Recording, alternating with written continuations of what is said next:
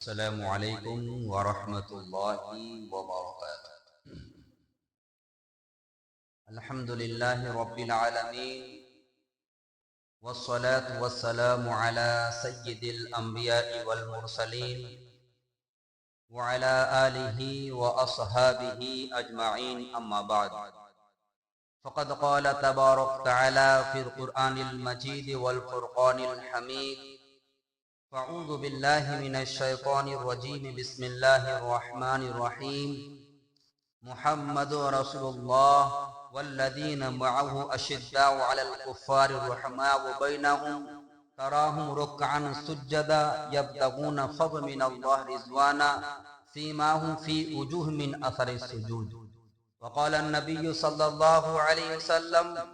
لو کان بعد نبی لکان عمر بن الخطاب، صدق اللہ رسولہ النبی الکریم۔ میری معزز سامعین کرام، بزرگوں، عزیز ساتھیوں، دور دراز سے آنے والے مہمان کرام، مہمان نظام، اللہ جل جلالہ اما نوالہ کا بے حد احسان ہوا، فضل ہوا، کرم ہوا کہ رب کریم نے ہمیں اور آپ کو اپنے محبوب گھر میں، فرشتوں والے ماحول میں، اور جمعہ عظیم الشان دین میں، اور سب سے مزید کرم یہ ہوا کہ اللہ تبارک تعالی ہمیں آپ کو چاند کے اعتبار سے نئے سال میں آنے کے، بیٹھنے کے، رہنے کے توفیق مرحمت فرمائی ہے۔ اس لیے ہم تہ دل سے اللہ کا شکر ادا کرتے ہیں، کیسے الحمدللہ۔ دعا ہے کہ اللہ تبارک تعالی ہمیں اور آپ کو کہنے سے عمل کی توفیق عطا فرمائے، اور درود و سلام و آمنہ لال مدنی تاجدار شان سے بطحا تاج مدینہ فخر دو جہاں رسول اللہ صلی اللہ علیہ وسلم کے ذات مقدس پر۔ میرے معزز سامعین کرام، بزرگوں، آج چاند کی تاریخ کے اعتبار سے 3 تاریخ ہو چکی ہے اور ماہ محرم کا ہے، اور ہمیں اور آپ کو اور امت مسلمہ کو، ہر ایک مسلمان کو یہ معلوم ہے کہ اسلامی تاریخ اور اسلامی مہینے کے اعتبار سے سب سے پہلا مہینہ ماہ محرم کا ہے۔ جیسے انگریزی تاریخ کے اعتبار سے پہلا مہینہ جنوری ہوتا ہے، چاند کی تاریخ کے اعتبار سے سب سے پہلا مہینہ وہ ماہ محرم ہوتا ہے، اور آج الحمدللہ 3 تاریخ ہو چکا ہے، تو ہم اور آپ نئے سال میں چاند کے اعتبار سے داخل ہو چکے ہیں۔ تو بات یہاں پر یہ کرنا ہے کہ ماہ محرم کی ابتدا سے ہی قربانی کا پیغام ہمیں آپ کو دیا جاتا ہے، بتایا جاتا ہے۔ ماہ محرم کے سب سے پہلی تاریخ کو، ماہ محرم کے پہلی تاریخ کو عمر بن خطاب رضی اللہ تعالی عنہ، جو خلیفہ دوم ہیں، داماد علی ہیں، اور اسی طرح قیصر و کسریٰ کا فتح کرنے والا، اور عشر مبشرہ میں عمر رضی اللہ تعالی عنہ اس مبارکہ ہے۔ عمر رضی اللہ تعالی عنہ جس کے بارے میں رسول اللہ صلی اللہ علیہ وسلم بے شمار حدیث مبارکہ بیان فرمائے ہیں، اس جمعہ انشاءاللہ میں مختصر باتیں عمر رضی اللہ عنہ کی عظمت، ان کی بہادری، ان کے شجاعت، اور اسے کس طرح حکومت انہوں نے سر انجام دی ہے، موٹی بات انشاءاللہ آپ کے گوشت گوجہ کرنے کی کوشش کریں۔ انشاءاللہ آخر میں اگر وقت بچا تو ماہ محرم اور عاشورہ کے روزے متعلق اور اس مہینے کے فضائل متعلق کچھ باتیں عرض کروں گا۔ میں نے خطبہ کے بعد ایک آیت تلاوت کیا ہوں جس میں اللہ تبارک تعالیٰ خود ارشاد فرماتے ہیں: محمد رسول اللہ والذین معه اشداء علی الکفار رحماء بینہم تراہم رکعا سجدا یبتغون فضلا من اللہ رضوانا سیماہم فی وجوہہم من اثر السجود۔ اس آیت کریمہ میں اللہ تبارک تعالیٰ نے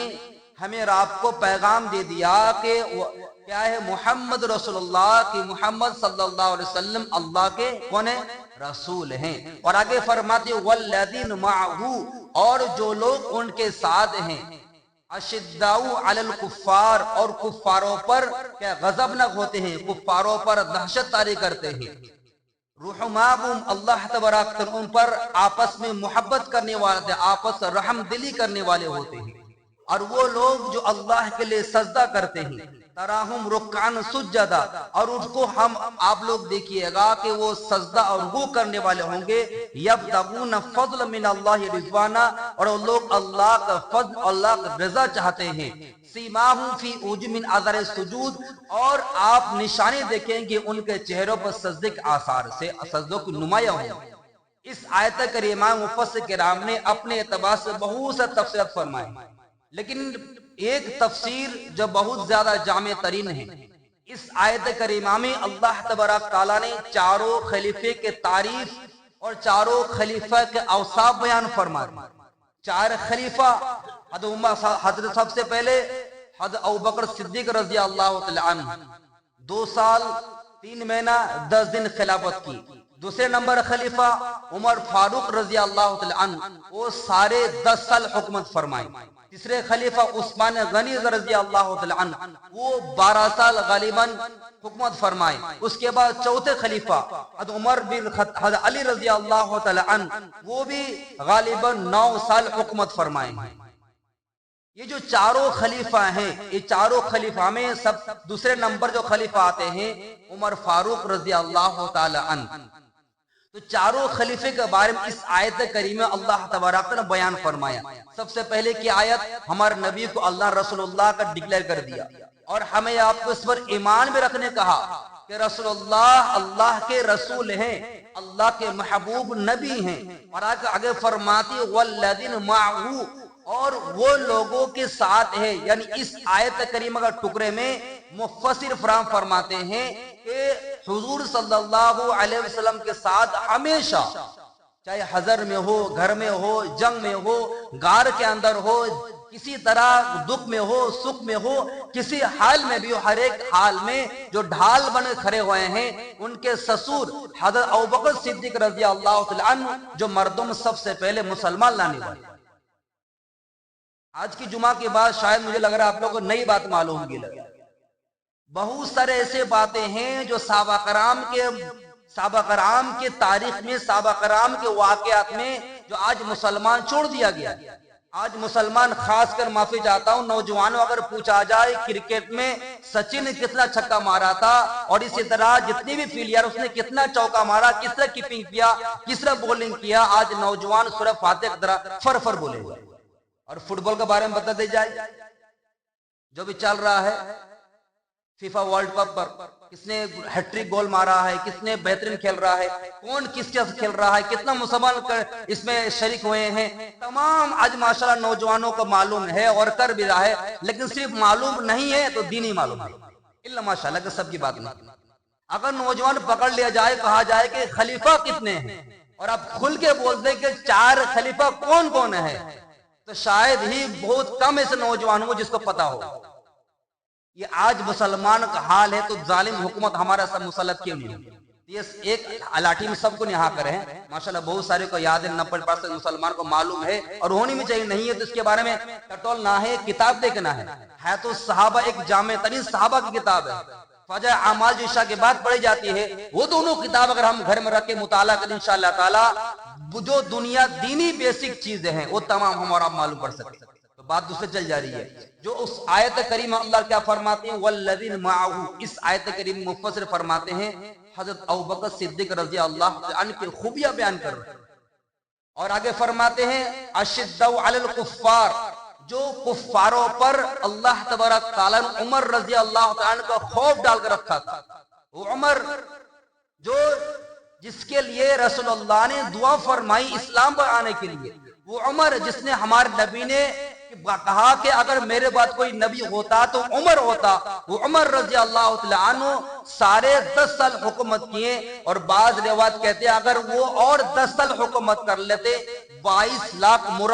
مربع بالحکومت کیے، یعنی 4 حصے میں 3 حصہ حکومت عمر رضی اللہ تعالی عنہ کی آئی، اور 10 سال حکومت کر لیتے تو اللہ تبارک عمر رضی اللہ تعالی کی حکومت میں پورے دنیا پر اسلام کا پرچم لہرا جائے۔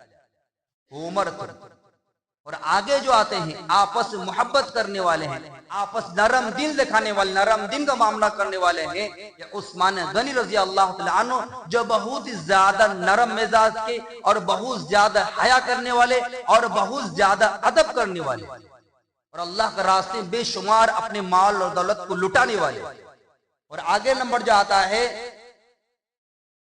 بینہم تراہم رکعا سجدا یبتغون فضلا من اللہ رضوان، یہ جو سجدے کے بارے، رکوع کے بارے میں آتا ہے، علی رضی اللہ تعالی عنہ ہیں جو اللہ تبارک تعالیٰ کی رضا کے لیے ہمیشہ قیام کی حالت میں، رکوع کی حالت میں ملتا تھا۔ اس آیت کریمہ میں چاروں خلیفے کا نام آ گیا رضی اللہ تعالی عنہ و رضوا عنہ کے سند دے کر اللہ تبارک تمام صحابہ کرام کے بارے میں جو آج خصوصاً ماہ محرم میں لعن چھال برا بلا کہا جائے، اس آیت کریمہ ان کے منہ پر مہر لگا دیا گیا کہ وہ صحابہ کرام جس سے وہ اللہ راضی ہے اور وہ بھی اللہ سے راضی ہے، رضی اللہ تعالی عنہ و رضوا عنہ، اللہ ان سے راضی ہے، وہ اللہ سے راضی ہے۔ میرے محدث سامنے کرام، عمر رضی اللہ تعالی عنہ جو مرد مجاہد تھے، امیر المؤمنین اور خلیفہ دوم داماد علی رضی اللہ تعالی عنہ اور رسول اللہ صلی اللہ علیہ وسلم کے ساتھ روز اطہر میں آرام کرنے والے اور قیصر اور کسرے کی تخت کو اکھاڑ پھینکنے والے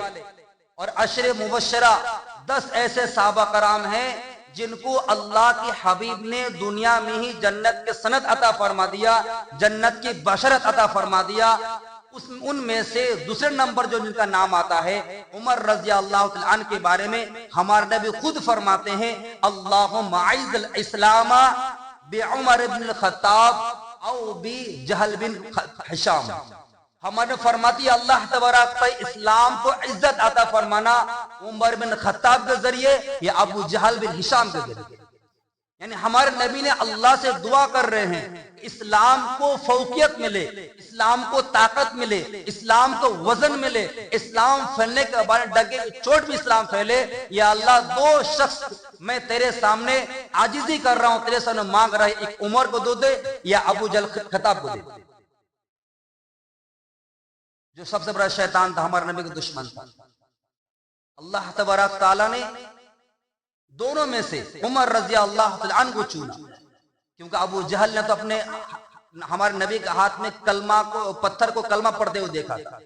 ابو جہل نے تو ہمارے نبی کے شہادت انگلی سے چاند کو 2 ٹکڑا ہوتے ہوئے دیکھا تھا،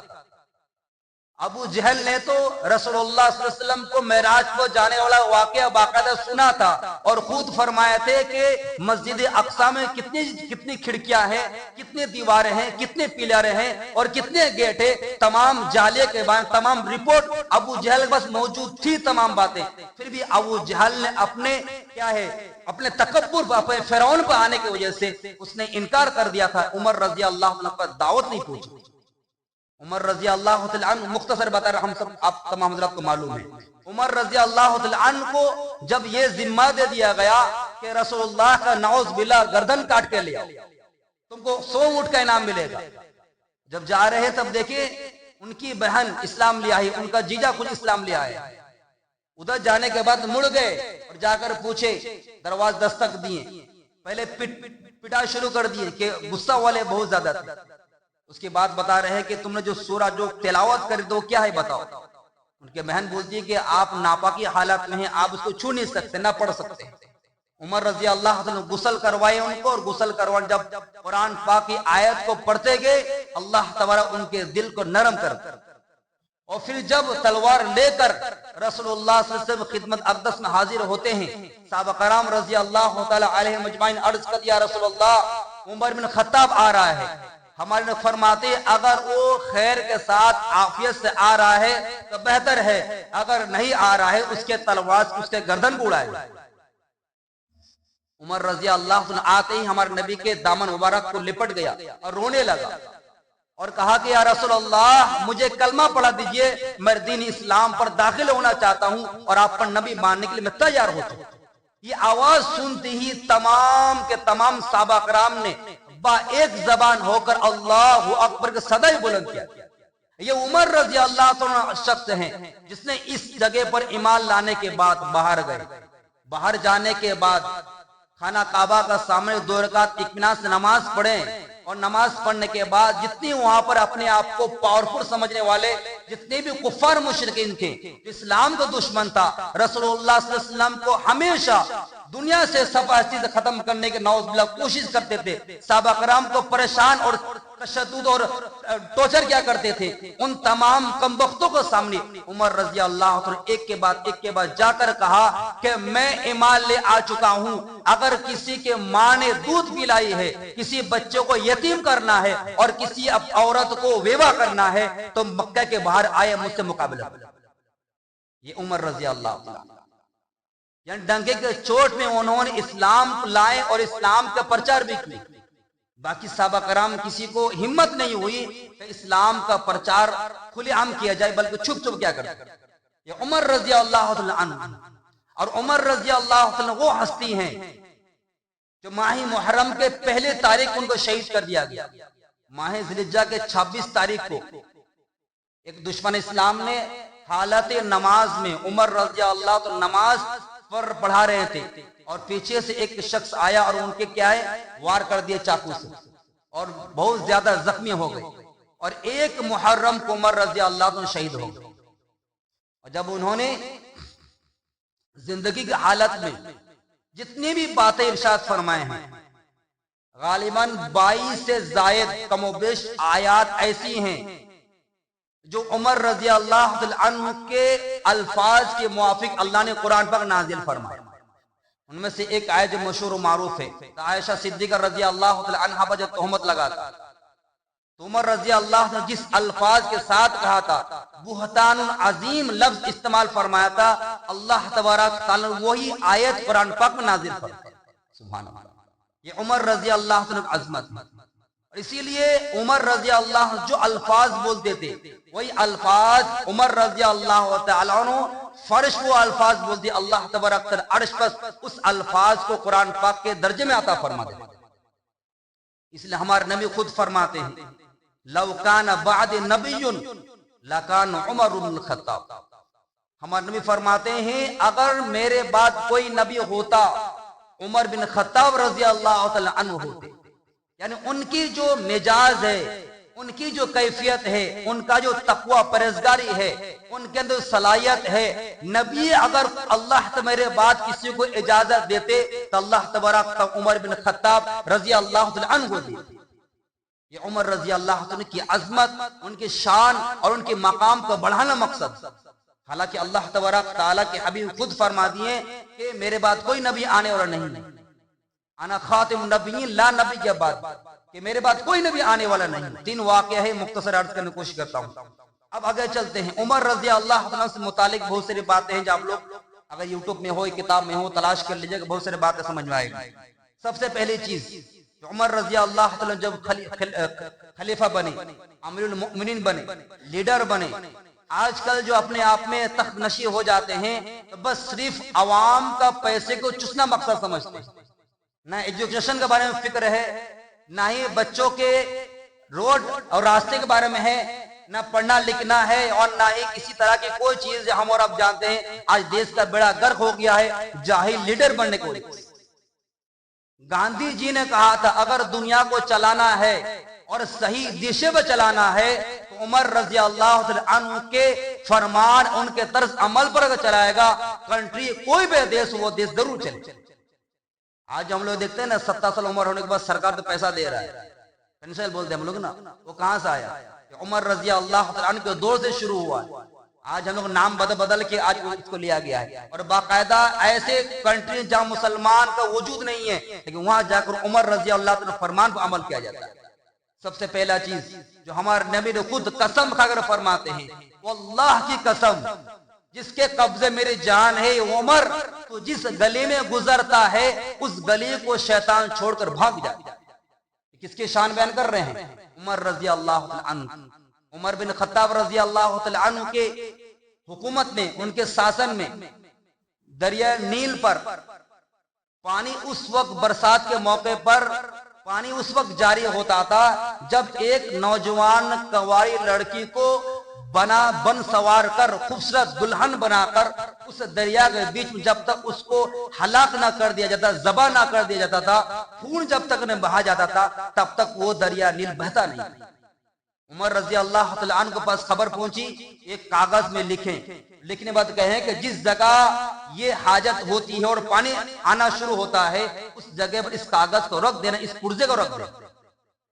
جب اس پرزے کو رکھ دیا گیا تو آٹومیٹک خود بخود اللہ تبارک تعالیٰ غیبی نظام سے پانی کا فوارہ بالکل جاری ہو گیا۔ جو لائے تھے ان سے پوچھا گیا کہ بھائی یہ کیا منظر ہے؟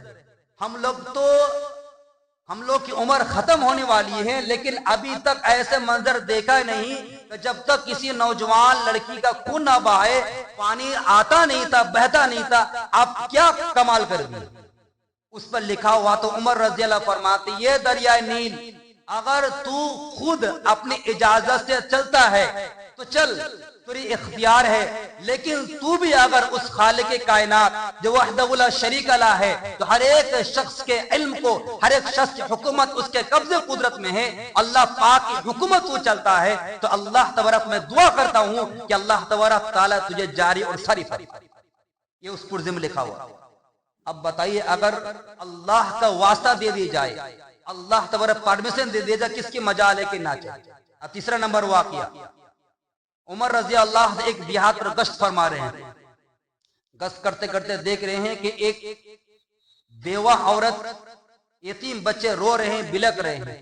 اور وہ خاتون گھر کے اندر ایک ہانڈی پر پانی ڈالی ہے اور لکڑی ڈال کر اس پانی کو پھٹا رہے ہیں، اور بچے رو رہے ہیں اور سسکا رہی ہے، بچوں کو سمجھا رہی ہے کھانا بن رہا ہے، تم کچھ دیر سو جاؤ، کھانا بن رہا کچھ دیر سو جاؤ، حالانکہ اس ہانڈی پر صرف اور صرف پانی تھا، کوئی کھانا نہیں۔ اور شکایت کر رہی تھی عمر رضی اللہ عنہ حکومت میں ہمیں بھوکا رہنا پڑ رہا ہے، بچے کو بھی بھوکا رہنا پڑ رہا ہے اور بچے کو رونا پڑ رہا ہے۔ اس واقعے سے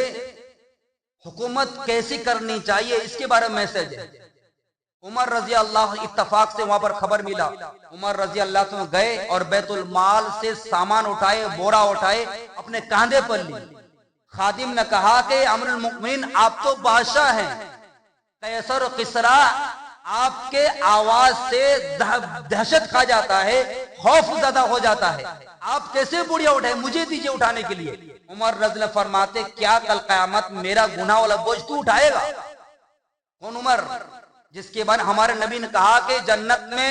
دائیں طرف ابو بکر اور بائیں طرف عمر ہوگا، ہمیشہ فرمایا ہے جن کو جنت کی گارنٹی ہمارے نبی دنیا میں دے دیا ہے وہ عمر فرما رہے ہیں۔ جا کر بوریا لے کر گئے، آٹا گوندا، روٹی بنایا اور بچوں کو کھلایا، بچے کھلا کر ہنسے، تب پھر اس عورت کے پاس واپس آئے۔ یہ عمر ہے۔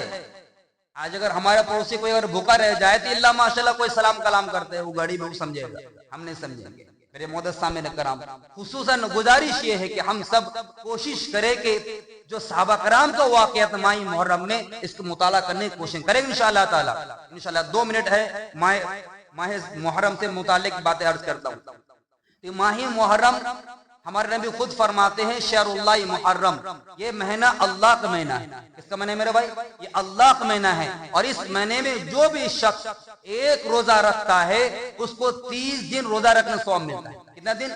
30 دن۔ اور جو شخص ماہ محرم کی عاشورہ یعنی 10 تاریخ روزہ رکھتا ہے اس دن روزہ رکھنے کا ثواب 30 روزے کے برابر ہے، اور اسی طرح 1 سال پچھلا گناہ اللہ تبارک اس روزے کا برکت سے ختم فرما دیں گے، مٹا دیں گے۔ اس کے بہت سارے واقعے انشاءاللہ اگلا جمعہ عرض کریں گے۔ اگر کوئی شخص ماہ محرم روزہ رکھنا چاہتے ہیں تو کم سے کم 2 رکھے جو ہمارے نبی نے رکھا ہے، 9 10 یا 10 11۔ اگر روزہ رکھے انشاءاللہ تو بہت فائدہ ہوگا، بہت ثواب ہوگا۔ ایک سے لے گا پورا مہینے میں کسی دن روزہ رکھے گا انشاءاللہ ثواب ہوگا، لیکن 10 محرم کی فضیلت بہت زیادہ ہے۔ دوسری بات، جو اس محرم میں بہت سارے خرافات کر لیتے ہیں، کھانے پینے کو بین کر دیا جاتا ہے۔ خدا کے واسطے بھائی مچھلی کھانا بھی جائز ہے، گوشت کھانا بھی جائز ہے، اور کھلانا بھی جائز ہے، اور انڈا بھی جائز ہے۔ ایک صاحب پوچھ رہے تھے کہ محرم جائز نہیں ہے۔ بھائی اگر آپ کو پسند نہیں ہے کوئی مسئلہ نہیں ہے، لیکن شریعت میں حرام نہیں ہے، ناجائز نہیں ہے۔ بہت سے حضرات امام حسین رضی اللہ عنہ عقیدت میں نہیں کھاتے ہیں، بہت اچھی بات ہے، نہ کھائے، لیکن نہ کھانے کو حرام کرا دینا، گناہ کرا دینا، یہ مناسب عمل نہیں ہے۔ ہمارے گھر میں کوئی اگر خدا نہ خواستہ کسی گھر میں انتقال ہو جائے تو کیا ہم گوشت بنا کر کھاتے ہیں؟ ہم لوگ کھاتے ہیں؟